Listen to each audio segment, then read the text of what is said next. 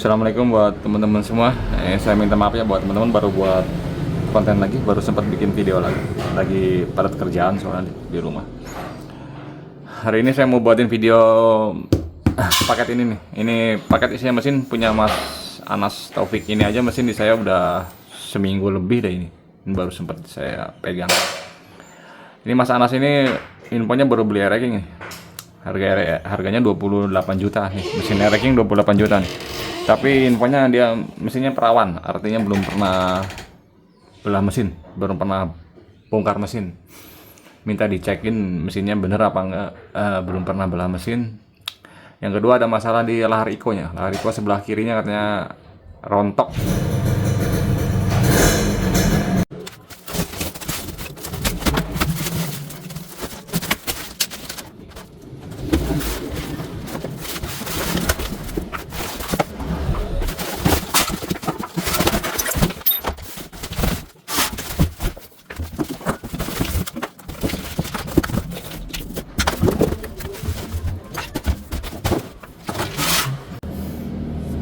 Ini ya teman-teman mesinnya sebundel. Ini si masnya ngirim karbu tapi skep jarumnya kagak ada. Terpastiin di sana si jarum skepnya asli standar, belum amplas-amplasan. Terus klipnya taruh di ketiga. Soalnya kalau di sini mesin kalau dicoba jarumnya pasti standar, bukan customan, dan klipnya pasti ketiga, klip standar. Sepuyar. Kabel kopling apa ini dikirim, kabel kopling dikirim ya percuma, yang akan dipasang di sini mah kabel kopling mah kan nempel di sana, pasang di sana aja kabel kopling. Nah, kita lanjut ke mesinnya ya teman-teman ya. Ini si mesin ini infonya perawan, katanya dia beli 28 juta katanya, belum pernah belah mesin. Sama lahar iko sebelah sininya nih jebol. Nah, kita buka dulu ya si bak kirinya nih. Ya teman-teman, nih udah dibuka ya yang sebelah kirinya. Nih teman-teman bisa lihat nih posisi si lahar ikonya. Nih suara ownernya info lahar ikonya katanya rusak. Lihat. Nah, rontok nih si lahar bambunya. Kalau di dua tak mah insya Allah aman gitu. Kalau di dua tak mah, misalnya lahar ini rontok ya dia nggak akan kemana-mana. Diam di sini. Apasnya rasio lu paling ada yang rompal satu mata, tapi jarang dia turun ke bawah. Lain hal kalau empat tak, kalau model laharnya rusak di dalam gitu bisa kemana-mana, soalnya dia kan olinya lari ke blok juga. Dua tak insya Allah nggak aman. Laharnya goyang, perhatiin sama lo nih, si posisi laharnya tuh kesini ya, keluar ya, rada keluar. Jadi si seal stud ini kalau dipasang mentok tuh, cuma segini tuh, nggak bisa masuk semua, nggak bisa ke dalam karena mentok ke bearing. Harusnya nggak begini ya, rada ke dalam, jadi posisi si studnya masuknya pas gitu. Ini apa coba masalahnya nih, kayak gini nih. Ini sebenarnya masalah sepele yang sering diabein sama pengguna reader racking yang awam gitu ya. Masalahnya sepele tapi dibiarin lama. Di sini kan bearing ya, bearing iko di sini kan muter gitu kan. Di sini kan ada gaya inersia. Jeleknya racking, posisi lahar rasionya dia nggak nutup. Dia nggak kayak apa ya, kalau kita ngomong kayak ninja gitu. Dia kan tertutup gitu ya. Nah, kalau racking ini mau yang sebelah sana sama sebelah sini ini kebuka begini. Si bearing ini bisa lari ke sini. Nih, biang keroknya nih. Nih, ada yang salah nggak? Coba ente lihat di sini. Di bak kirinya. Nih. Ini nih. Masalah sepele ini. Ini grommet. Grommet ini ya temen nih, ente lihat ya, ini bikin dari sendal jepit kayaknya. Melembek banget tuh. Ini ditekan pakai jari aja dia ngenyot. Dia nggak akan bisa dia nahan inersia dari bearing. Makanya si bearing posisinya ke sini, keluar. Kenapa saya bilang masalah sepele? Ini sering diabein sama reader racking. Karet debu ini. Karet debu ini disangkanya hanya untuk melindungin kotoran yang kesini doang. Emang ini dipasang tuh, ini jadi bersih kan. Ini kalau nggak dipasang si karet debu ini, pertama ini kotor nih. Di sini kotor karena cipratan dari rantai gitu ya, oli gitu lari ke sini. Kalau ini nggak dipasang, pasti daerah magnet kotor. Nah, ini bersih. Cuman salahnya si karet ini kurang pas gitu. Ini mah dapat bikin. Karet ini mah sendal. Dari sendal ini mah dapat bikin. Harusnya modelnya seperti ini si grommetnya. Nah, kalau grommetnya lu masangnya pakai barang yang benar gitu, barang ori atau misalnya barang CKD nih, barang kayak gini nih. Ini bukan asli nih, ini CKD nih. Tapi keras tuh, bro. Diem tuh. Susah mau ditekannya. Beda dengan ini. Makanya si bearing bisa kedorong ke sini, bisa keluar. Nah, ini kan fungsinya begini nih, nahan tep. Nah, fungsinya apa? Pertama, kotoran dari sini nggak lari ke magnet. Yang kedua, ini nahan nih, nahan si seal. Makanya kalau seal stud racking yang asli ya besi itu, ininya besi. Lu mau pakai seal stud KW juga silakan. Emang sialan barang racking sekarang makin lama makin mahal ya. Ini stud ori racking sekarang berapa? 30 apa 25 nih. Misal lu mau pakai yang KW nggak apa-apa. Cuman usahain jangan yang full karet. Ini nok asli nih, besi juga sama. Nah, dia nahan ke sini. Ditahan sama ini nih, das, diem. Jadi karet ini fungsinya double. Selain cegah ini kotor, dia nahan ini nih, nahan si seal. Kalau sealnya ditahan, otomatis si bearing nggak bakal lari ke sini, karena ditahan dengan ini. Ini kan dijepit dengan bak. Nah, sepele masalahnya, karena ini kurang kuat buat nahannya kan main tuh ngenyot tuh. Oh, ini mana kuat gua, keras, batu. Nih, Mas, masalahnya masalah sepele. Karetnya nggak sesuai standar gitu. Ini dibiarkan lama ya, sini tetap ada gaya inersia, dia lari keluar karena di sini nggak sanggup nahan gitu si bearingnya. Nah, kalau yang sebelah sana gimana? Kalau sebelah sana kan nggak pakai karet. Sebelah sana yang Iko sana kan pakai plat. Si bearing ditahan dengan ini nih. Supaya si bearing nggak lari keluar, ditahan dengan ini. Sebelah kiri ini yang nahan. Makanya jangan sepelein karet ini buat teman-teman. Selain buat menghindari kotoran, dia buat nahan si bearing Iko ini nggak lari keluar. Tuh, ketemu ya masalahnya yang kiri, yang sebab si bearing ini rontok dan bisa lari keluar. Nah, yang kedua ya teman-teman, nih ownernya minta dicek ini bener nggak si mesinnya perawan gitu, belum pernah belah mesin. Kesan pertama saya buka ini dari bak magnet aja kayaknya insya Allah 80% bener deh, kayaknya belum pernah belah mesin. Kelihatan tuh dari seger lah, magnet, spool semua seger, dari baut dari punuk nih, lihat punuk nih. Si punuknya tuh. Oh lihat, kalau mesin sering belah mesin ya, catatan ini nggak bisa fix, nggak bisa 100% benar. Cuman rata-rata kalau mesin sering dibelah, di sini pada cacat nih. Karena biasanya suka kalau yang bongkarnya nggak punya tracker gitu ya, nggak pakai tracker, ambil jalan pintas begini nih. Nah, tak bawah. Di sini mau nggak mau di sini ada cacat di punuknya. Ya, lihat punuknya bersih. Lebih jelasnya kalau udah dibersihin, tapi kalau lihat sekilas gini bersih tuh punuknya tuh, nggak ada bekas pukul-pukulan. Tapi kalau misalnya lu ketemu bengkel apik ya, bengkel rapih, ini nggak berlaku noda di sini. Kenapa? Karena kalau di sana kalau bengkel-bengkel yang udah pro gitu, dia bukanya nggak dengan teknik begini, nggak. Dia pakai tracker, crankcase separator, pak kebuka, jadi nggak ada noda, nggak ada bekas. Ini insya Allah aman gitu ya. Kalau lihat sekilas ini, ya dari baut nih, baut-bautnya, baut crankcase-nya tuh, baut crankcase-nya bisa dipegang, jadi kita begini kayak belum pernah dibuka gitu. Insya Allah dah ini. Yang paling enak ya dibelah nanti dilihat nih apa di belekan tengah. Kalau belum pernah belah, biasanya crankcase-nya garis-garis kelihatan, masih bekas bawaan pabrik garis-garis gitu. Nggak, noda lemnya juga cuma sedikit, ada lem tapi cuma sedikit, nggak kayak yang udah pernah dibelah gitu, lemnya banyak. Ini langsung saya belah aja ya teman-teman ya, biar nggak kelamaan karena untuk cara bongkar racking apa sama aja.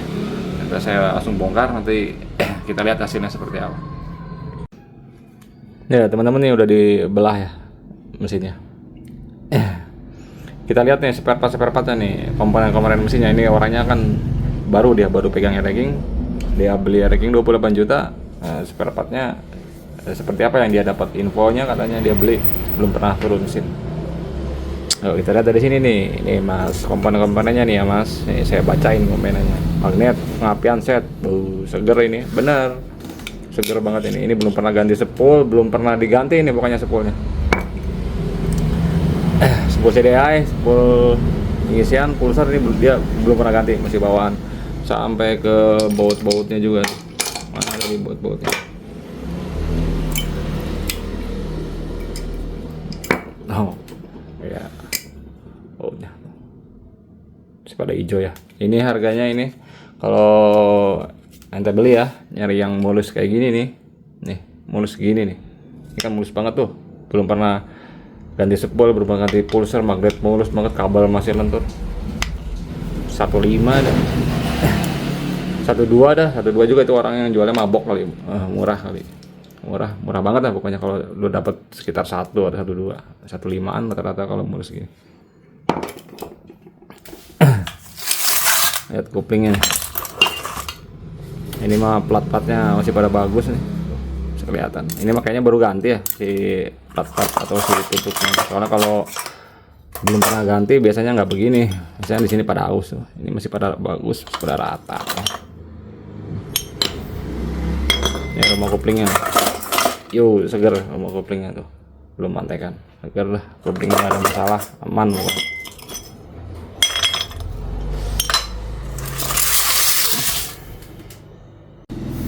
Ya sekarang kita cek blok ya teman-teman. Nah ini bloknya nih polos, bubutan tipis. Ini bawaan motor masih OS 0 ya. Ini bawaan motor gini rada lumayan, walaupun ini YP2 ya. Walaupun ini YP2, ini bawaan motor lumayan nih. Murah-murahnya 5 jutaan mas. Kalau yang bawaan motor ya 5 dah murah. Sekarang yang blok toko aja kalau lu lihat ya di online shop gitu, blok ya yang YP2 sama YP1 harganya cerainya jauh. Yang YP1 ke sekarang rata-rata pada jual kepala 3 ya. Soalnya kenapa? Yang YP1 sekarang Yamaha udah nggak keluarin. Jadi impor buat temen-temen. Sekarang kalau lihat harga blok YP1 dan YP2 kok harganya mahal, jauh ya gitu mahalnya. Kalau dulu paling bedanya cuma 200, 2,5 ya antara YP1 dan YP2. Tapi sekarang harganya cerainya jauh, bisa sampai 1 juta. Karena YP1 udah diskontinu, udah nggak keluarin dari Yamaha. Yamaha sekarang kalau lu PO, POD gitu, keluarnya YP2, infonya kayak gitu. Yang YP1-nya udah di stop gitu. Ya jadi barangnya agak susah sekarang, agak langka. Ya biasa kalau barang langka, barang susah, permintaan banyak.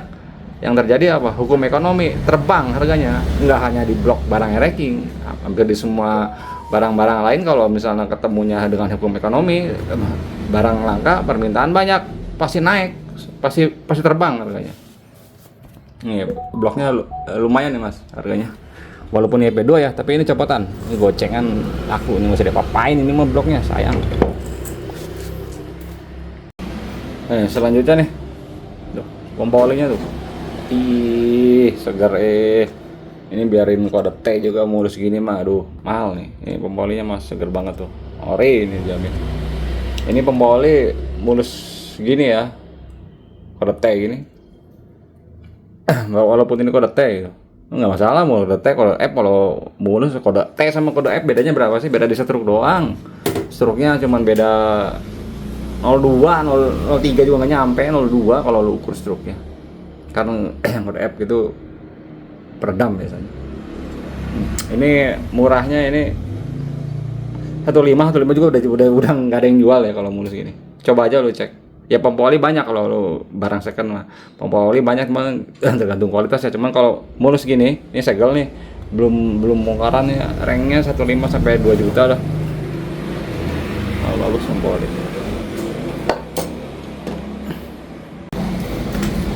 Nah, sekarang rasionya ya teman-teman. Rasio cepet udangnya. Cepet udang loh, mulus ya, aman ini mah. Yang ini doang nih, yang nomor 2 nya nih.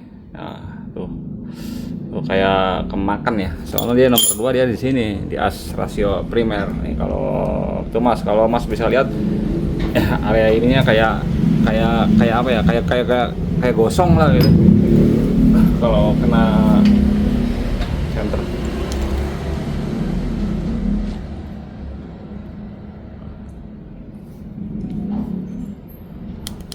Ini yang ini yang gigi 1, 2, gigi 3 nih sini. Soalnya ikonya kan di sini, jadi dia goyang tuh, tak. Nah, gitu. Tapi ini enggak lah, nggak usah ganti. Ini mah cukup di ini doang nih, apa? Ntar dikikirin lah di sini nih. Ini kan laharnya jebol, posisinya kan begini, ini kan goyang. Nah, tuh kelihatan nggak tuh? Rada kayak gosong tuh dalamnya tuh. Nah, kelihatan ya. Di sininya kayak kebakar. Ya masih lancar ini. Aduh, jangan ganti deh as rasio mah, bos. As rasio lu cek dah harganya berapa duit. Asnya doang ya, gigi 1 matinya doang, gigi 2, 3, 4, 5 nya nggak dapet. Enggak sih, ini seolah aman tuh. Masih main, masih normal. Ya ini mah bisa gosong gitu, kayak gosong gitu karena terjadi gesekan. Di sininya kan laharnya jebol, goyang. Makanya capit udangnya tuh. Nah, tuh capit udang. Ini mah bisa ini, ntar dikikirin aja. Nah, aman. Tol bakalan aman.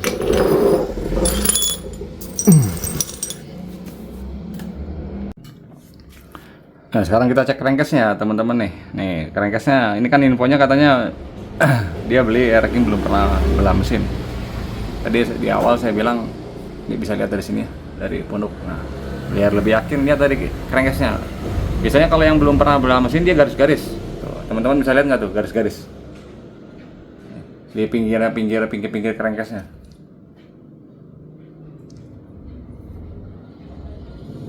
Tuh ada tuh kayak garis-garis segini nih silo gitu. Masih pada tajam lah, bahasa gampangnya. Ini masih banyak nih garis-garisnya. Satu, kedua nih, lihat tuh bagian dasarnya, lemnya nggak ada ya. Bukan nggak ada tapi sangat sedikit. Kalau bengkel-bengkel manual nggak akan berani ngelem sedikit ini. Ini pabrik lemnya khusus, jadi meskipun sedikit tapi dia kuat gitu, nggak bikin bocor. Lihat lem-lemnya nggak ada kan, sama dengan yang di sini nggak ada lem. Bearingnya nih lihat, aslinya Air King apa bearingnya? AS.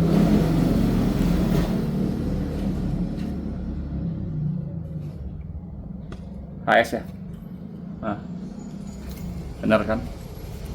Segar ini kan guys. Ya ini insya Allah benar mas. Si mesin belum pernah turun mesin, jadi lu beli motor yang katanya bener belum pernah belah mesin, ya bener. Insya Allah benar, ini belum pernah belah mesin tuh. Lihat dari crankcase mulus begini, bearing HS, ini garis-garis, lem nggak ada, insya Allah benar. Rumah hasilnya lihat, nggak ada bekas congkel-congkelan kayak gini. Crankcase kayak gini bro ya. Ini kemarin gue sekarang lagi bikin peredam, udah siap-siap aja gue puasa ini, berapa bulan gue puasa. Lagi rencana mau bikin peredam. Gue nyari crankcase kemarin masih belum dapatnya yang di bawah ini. Maksudnya kalau ini kan belum pernah turun mesin ya, belum pernah belah gitu, istilahnya perawan gitu. Gue dapatnya yang udah 1 kali turun mesin, kemarin gue beli di si Raymond 1,4. Nah sekarang kalau yang perawan kayak gini, crankcase kanan yang belum pernah turun mesin gitu ya, yang benar-benar seger gini, bisa 1,7 atau 1,8. Ngeri harganya lagi. Ini nomornya nih, kelihatan nggak tuh ada nomor.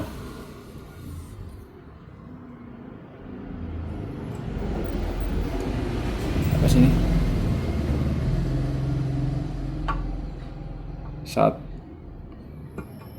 Nah, kelihatan.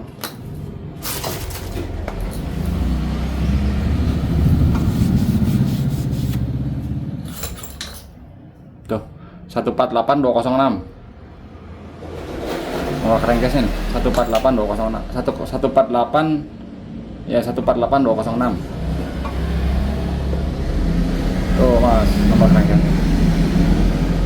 Nah, ini pasti sama nomornya dengan yang kiri, nggak bakal beda. Seger ya, bener. Nah, sekarang lihat lagi dari sini, dari yang kiri. Oh, kirinya sama tuh garis-garis kelihatan tuh. Kalau di kamera mungkin susah. Nah, kalau lihat begini tuh kelihatan tuh, masih garis-garis lemnya tuh, lihat dikit ya, nggak ada. Ada tapi sangat sedikit banget. Kalau pabrikan ya begini ngelem. Nih kulkasnya tuh lihat. Tuh lihat kulkasnya, nggak ada bekas pukul-pukul, nggak ada bekas noda ya. Istilahnya kulkasnya ya belum pernah di center kecuali pabrik yang nyenternya. Udah, ini mah udah pasti padat. Gua buka udah pasti padat markingnya. Udah pasti padat ini mah, aman ini mah.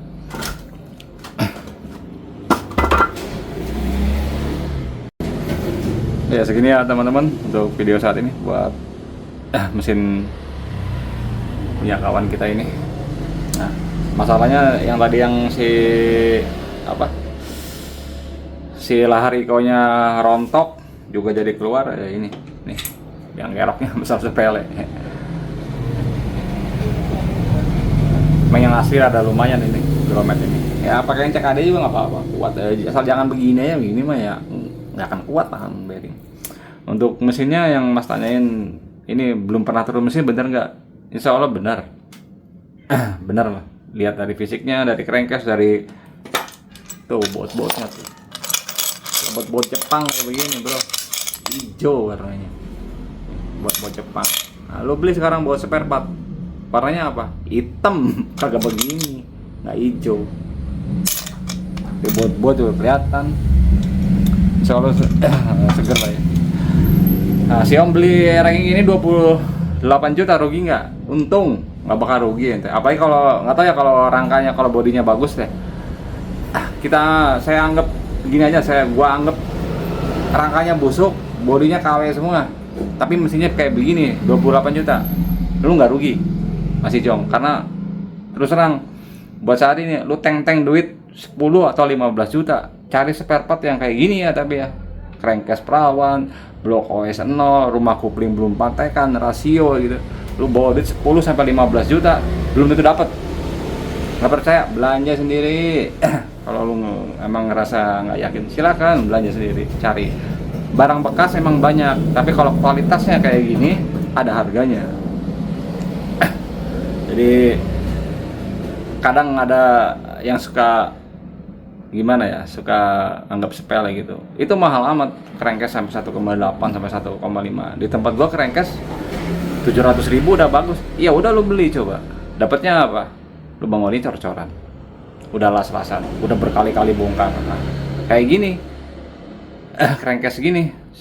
Ada yang jual 1 juta aja, mabok orangnya pasti. Udah pasti lagi mabok orangnya. Kalau jual crankcase kanan perawan gitu ya, dia jual harga 1 juta, lagi mabok. Tinggi harganya. Saya pribadi aja kasih remon 1,4, tapi bukan perawan, di bawahnya. Ya, masih lagi nyari. Intinya yang Mas ini beli ranking 28 juta, saya anggap rangkanya busuk, bodinya KW semua. Tapi mesinnya kayak begini. Nggak rugi, nggak jong gitu. Masih cuan lah, masih untung lah gitu. Oke, terima kasih ya teman-teman ya untuk waktunya.